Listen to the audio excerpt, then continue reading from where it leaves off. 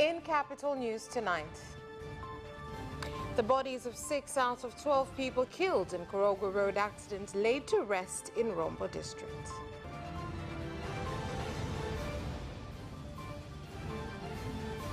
Implementation of the exercise to place weighing scales at livestock auctions has started.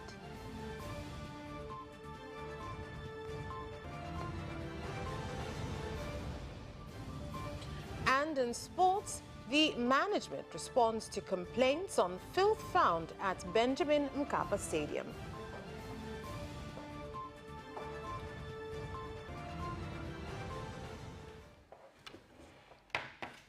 Good evening. This is Capital News at 9:30. My name is Vanessa Victor. Let's get started with the national news. The Minister of Education, Science and Technology, Professor Adolf Mkenda, in collaboration with the leadership of Kilimanjaro Regional Government on Monday, led hundreds of mourners in paying last respects to the bodies of 12 people who died in the accident that involved 2 vehicles and led to the death of 20 people in Magira Gereza area, Korogwe District, Tanga Region.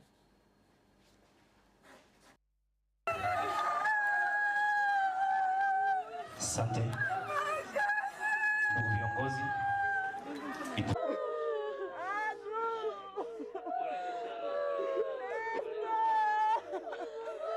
Tumejifunza familia kukaa kwenye gari moja madhara yake.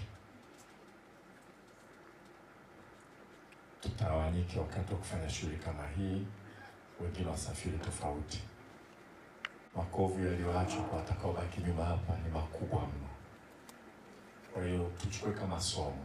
Wapendwa wetu wametangulia, somo letu ndio hilo. Lakini kama madereva wako makini barabarani, wanafuata sheria za barabarani, haya mambo tutayapunguza kwa kiasi kikubwa.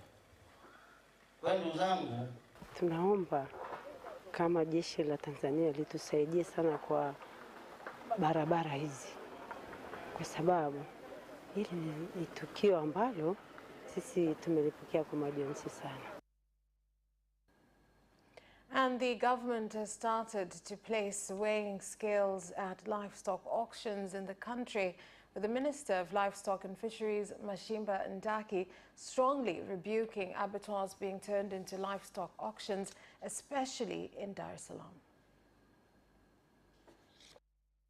Ili tuelekee kwenye ufugaji ulio na tija, ufugaji ulio na faida, tuelekee kwenye ufugaji utakaotupa kipato halisia. Wewe mfugaji na wewe mfanyabiashara. Peleka mnadani. Kwenye machinjio sio mnadani. Na ninyi mnaomiliki machinjio, tukikukuta machinjio yako umegeuza imekuwa mnada, tutakuchukulia hatua za kisheria. Tutafunga machinjio yako kwa sababu unafanya mnada, hauna leseni. Katika hili la nyama kutapakaa kila mahali, nini tumekifanya? Mheshimiwa Waziri, tumesema tunataka kutoa vibali kwa wale wote watakao kuwa wanachinja kwenye machinjio. Na nyama ikitoka kwenye machinjio, yule mtu kibali alichoingia nacho ndio atakachokwenda nacho kwenye mabucha. Na kwenye mabucha mtu hatapokea nyama nyingine ambayo haikutoka kwenye machinjio ambayo ni rasmi. And after ITV aired complaints by residents of Migombani Street, Minazi Mirefu Kiwalani Ward have thanked the media company for shedding light to their challenges, which include not getting compensation from the investor of a dry port close to their homes. They said this story led relevant authorities to take action on the situation.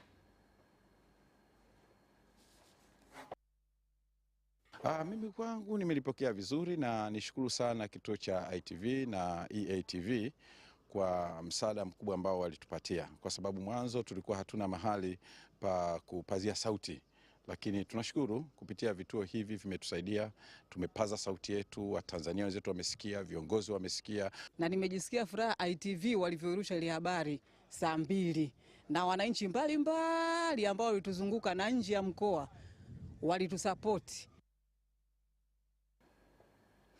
And the chairman of the Permanent Committee for Foreign Affairs, Defense and Safety, Vita Kawawa, while delivering the committee's one-year report in Parliament, has said that lack of official border demarcations between Tanzania and neighboring countries has become a reason that citizens from the countries enter Tanzania and conduct criminal activities. Kukosekana kwa alama za mipaka, yani beacons. Hali hiyo husababisha wananchi kutoka nchi tunazopakana nazo kuendesha shughuli za haramu za kiuchumi, mathalan wafugaji kufanya shughuli za ufugaji katika maeneo ya mipaka ambayo hayaruhusiwi kisheria. Aidha, kukosekana kwa alama hizo husababisha wananchi hao kuingia nchini kwa utetezi kuwa hakuna alama za mipaka. Nipongeze vyombo vyetu vya ulinzi na usalama kwa kazi kubwa ya kutukuka na ya kizalendo wanayoifanya katika taifa letu. Natangulia kupongeza kwa sababu, Mheshimiwa Mwenyekiti, vyombo hivi havina bajeti ya kutosha. Meanwhile, the Deputy Minister of Works and Transport, Atupele Mwakibete, has issued a statement in the National Assembly on the debt by Air Tanzania Company Limited, ATCL. Serikali imejipanga kuzuia ama kutozalisha madeni mengine. Hadi sasa, tangu mwaka 2016, tumekuwa tukilipa wafanyakazi wote na hakuna deni jipya. The Ministry of Health of Tanzania and the Revolutionary Government of Zanzibar have been called on by the President of Zanzibar, Dr. Hussein Ali Mwinyi, when launching the Kairuki Hospital IVF Clinic in Bunju, Dar es Salaam, to ensure they maintain ties with private healthcare stakeholders in the country so as to resolve challenges in provision of health services to citizens. Na Serikali ya Mapinduzi ya Zanzibar zinaendelea kuchukua hatua madhubuti za kuboresha huduma za afya kwa kuimarisha miundombinu ya afya, ikiwemo ujenzi wa hospitali mpya na vituo vya afya, kuzifanyia ukarabati mkubwa hospitali za rufaa za ngazi zote, vituo vya afya na zahanati.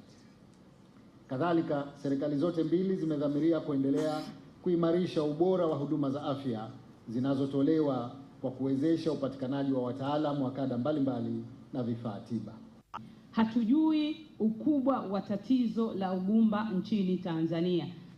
Dr. Kimaro alifanya utafiti Moshi pale, tumeona kama ni 30%, lakini tunataka sasa kuja na takwimu ya kitaifa, na kesho Mheshimiwa Rais, mimi na Mheshimiwa Mazrui tutazindua Tanzania Demographic and Health Survey ya 2021-22. Hatuku-capture hii indicator. Kitu cha kwanza inabidi ujue, je, kweli kwanza ana tatizo, kwa sababu unajua kuna kuchanganya. Mtu anakuja amekaa miezi miwili na mtu anasema anakosa ujauzito. Lakini kuna definition kama nilivyosema ya Shirika la Afya Duniani WHO, inasema mtu ambaye ana tatizo la kutokupata ujauzito, ugumba, ni mtu ambaye amekaa na partner wake au mume wake au mwenza wake. And following the accident that occurred in Korogwe District, Tanga region last week, the Traffic Police Force has said it is preparing a new legislation for vehicles traveling at night, especially lorries, so as to prevent similar accidents, as many lorries that travel at night are the reason for accidents. Gari mingine ya mizigo, hivyo tumebadili mbinu na strategy, lakini vile vile kama nilivyowaambia kwamba ajali ya Tanga sasa hivi tumekaa pamoja na tunafikiria kutengeneza kanuni vile vile ya kudhibiti magari ya mizigo yanayotembea usiku, kwa sababu tumeona ajali nyingi mbaya zinatokea usiku wakati wa overtake, na kipindi hicho unakuta idadi kubwa ya askari labda wamepumzika. Benki yetu NMB imekuwa mstari wa mbele katika kufanya majukumu ya kijamii, mojawapo ikiwa ni kutoa elimu kuhusiana na usalama wa barabarani.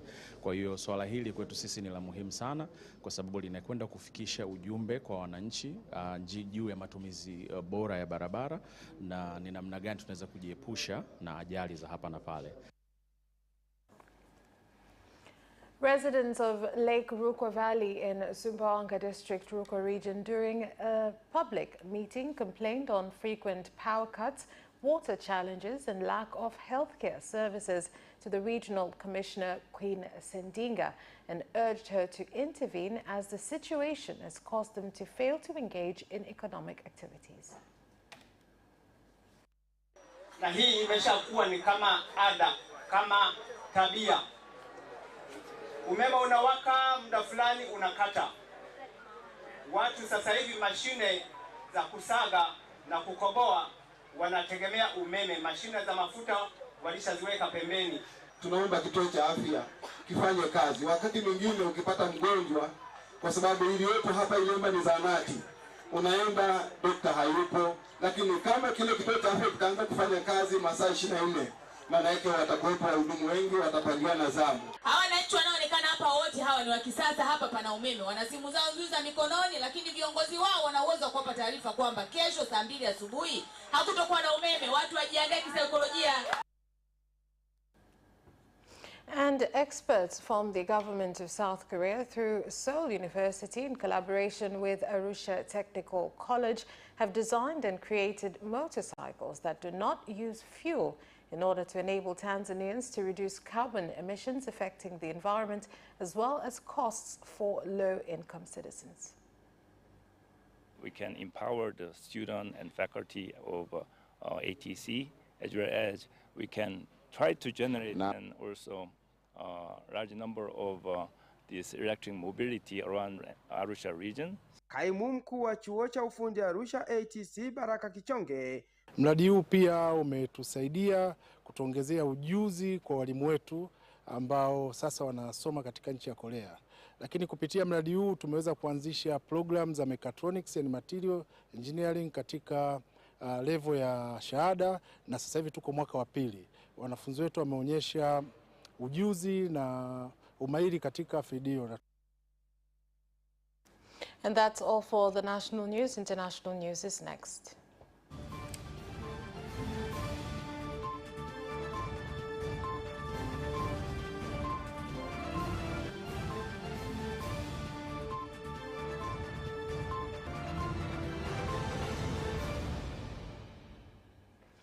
In international news,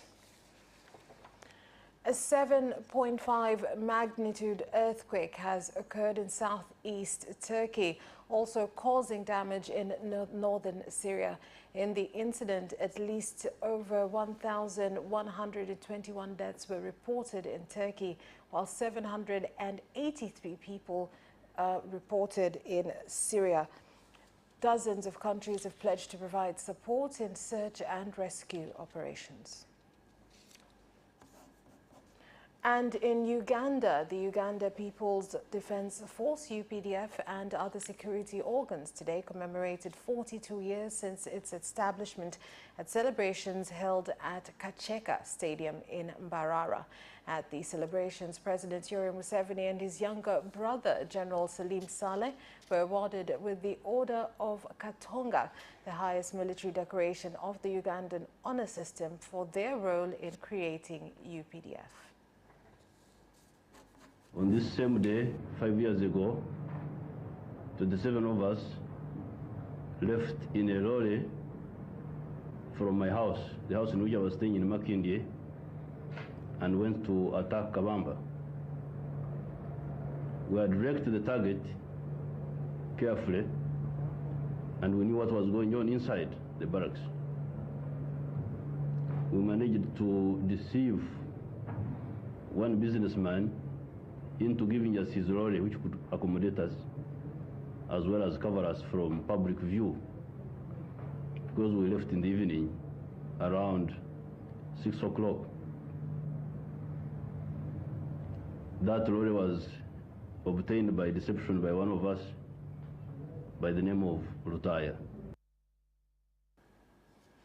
In Kenya, 4 cattle rustlers have been shot dead by security officers at Kirima, Laikipia County, while in Baringo County, 2 people were killed by cattle rustlers. Leaders in the areas have started to take measures aimed at curbing cattle rustlers. Huyu mtu amewawa ni bwana wangu na amewacha watoto wachanga, hata sijui nani atamsaidia watoto yangu, hata sijui serikali hata wanisaidie. Mimi watoto wadogo sasa nani atamsaidia? na baba yake ndio alikuwa anamsaidia watoto yake. Wote ni watoto yangu. Ng'ombe ya kwanza ilienda 165. Mbuzi ya jana ilienda karibu 60. Silienda. So ni nini na sisi na watu kanjamini? Hiyo ni my question mark. Target yetu ni nini? Yaketi yao ni nini? Unaua sisi kwa nini? Bas. Nilivuka pande hii na wakaua kijana ambao hana hatia, alikuwa anachunga na ambaye ni msomi, kama vile tulikuwa tunazungumzia mwalimu wakati ule. Ya kwanza wale ambao wamefanya hiyo kitendo, kwa sababu wangechukua mbuzi tungefuatilia mambo ya mbuzi. Hawakuwa na haja ya kuua. Mtu anaua kwa sababu kuna bunduki. Tulisema ya kwamba ikiwa hao watu hawatapatikana, then mtu ambaye ameua ataendelea kuua. That is where we leave off with the international news. Business news follows after this short break.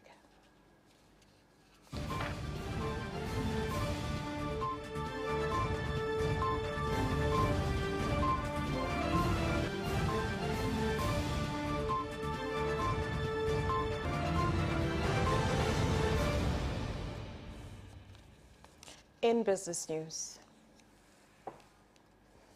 Tanzania Investment Center TIC has said among current priorities is to address without delay challenges facing investors in order to speed up economic growth in the country. Tanzania watarajie kwamba tutaongeza kasi ya kutafuta uwekezaji nje, ya kuchochea uwekezaji wa ndani, ya kuwasaidia wawekezaji ambao tayari wako hapa nchini kupata mazingira bora ya uwekezaji, lakini pia kuhakikisha kwamba uwekezaji unatumia na kuwa na nafasi kubwa ya kukuza uchumi wetu wa Tanzania. Kufanya vile Mheshimiwa Rais amekamilisha muundo wa utawala katika taasisi hii, maana tulikuwa na wajumbe na wakurugenzi, lakini uwepo wa mkurugenzi sasa unafanya kwamba yeye ndio katibu wa bodi, na kwa maana hiyo sasa tuko tayari kufanya kazi, tumekwisha anza na kazi inaendelea. And the Deputy Minister of Agriculture, Anthony Mavunde, has called on cereal crop farmers as well as sunflower and oil palm farmers to look for better opportunities in getting technology that will help them add value to their crops so as to expand their markets and earn more. Asilimia kubwa ya mazao yetu ya kilimo yanasafirishwa nje ya nchi kama ghafi, lakini uwezo wetu wa uchakataji na yenyewe sio mkubwa sana. Lazima tutoke huko, lazima tujikite kwenye kuongeza thamani. Na ninyi ambao chini ya Wizara ya Viwanda, Biashara na Uwekezaji mmekuwa mandated kuhakikisha kwamba mnafanya kazi ya kutengeneza mitambo ya kuongeza thamani. Kilimo, lengo letu ni kuhakikisha kwamba tusiuze mazao ambayo hayajaongezewa thamani. Kadiri mkulima anavyoongeza thamani anapata fedha zaidi. Kwa teknolojia zile tunazo, lakini kingine kikubwa ambacho ni kuhakikishia Mheshimiwa Waziri ni kwamba taasisi yetu tuna uwezo wa kutengeneza teknolojia ambayo hata pale haipo. The government has said that it has formed special units that will oversee investment, industrial and trade sectors at council level so as to address challenges facing investors and traders. Tumekaa hapa tunaongea, lakini huko halmashauri zetu wanatunga sheria ndogo ndogo zinakwenda kupunguza attraction ya wawekezaji hasa wa ndani. Ni mkakati gani ambayo wizara inao wa sasa kuhakikisha inaratibu zoezi hili ili iweze kuhakikisha kwamba wawekezaji hasa wa ndani wanaweza kuwa wakafanya kazi bila kuwa na sheria ndogo ndogo hasa za tozo? Lengo hiki kitasaidia moja, kuhakikisha tunaharakisha utekelezaji wa yale maboresho ambayo tumeyafanya, lakini pili, kuwaelimisha wenzetu wa halmashauri ili wawe wanatunga kanuni au sheria ambazo si kinzani na nia hii ya serikali ya kuboresha mazingira ya uwekezaji na ufanyaji biashara hapa nchini. And that is all for business news. Sports is next.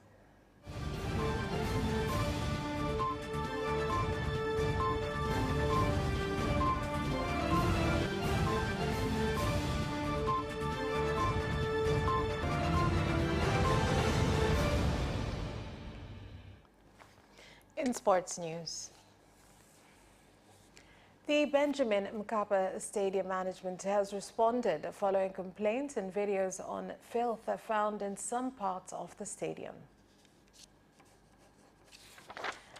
And more than 10 clubs are expected to participate in the Talis Swimming Gala. The manager for Talis IST Swim Club, we are excited to have our gala happening again this year. Talis IST Invitational Swimming Competition always happens in February. We do our competition in February, end of February. We invite many clubs from around Tanzania. We look forward to hosting a lot of swimmers. And our competition is usually a very tough one to qualify. I think the difference is a little bit exciting, I guess. Our competitions are very exciting, and not only that, they're very tough to participate. So we look forward to having different clubs, as I mentioned. Some will be coming from outside Dar es Salaam. We're hoping usually Zanzibar joins us, and we've extended our invitation to other clubs. Sports stakeholders have been warned against misleading the public on the National Sports Council's involvement with national teams.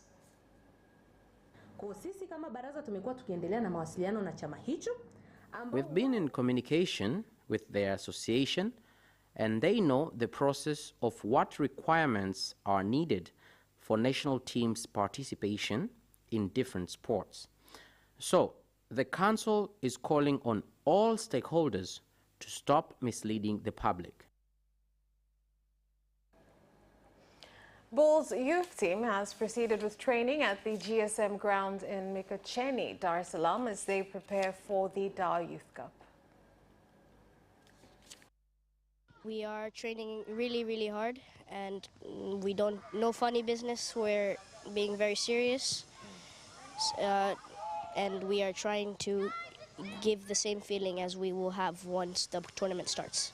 This is good. And which position do you play? I play attacking midfielder. Attacking midfielder.